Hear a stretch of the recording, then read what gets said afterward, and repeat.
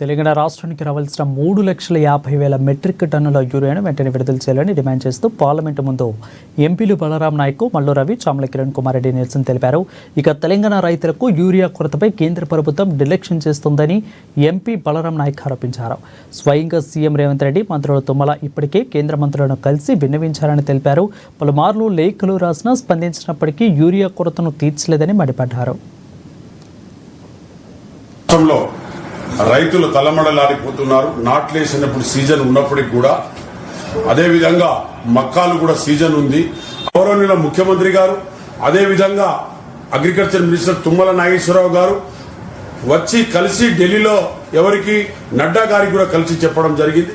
అదేవిధంగా సెక్రటరీ గారు, fertiliser secretary కూడా కలవడం జరిగినప్పటికీ కూడా ఇంతవరకు నెగ్లిజెన్స్ చేస్తున్నారు. వాళ్ళ నెగ్లిజెన్స్ కూడా మంచిది కాదు రైతుల పట్ల. రైతులు అక్కడ తలమడిలాడిపోతున్నారు. కాబట్టి తెలంగాణ రాష్ట్రకు రావాల్సిన కోట యూరియా తప్పకుండా అందజేయవలసిందిగా మేము ఇవాళ నడ్డా గారికి కూడా కోరుతున్నాము.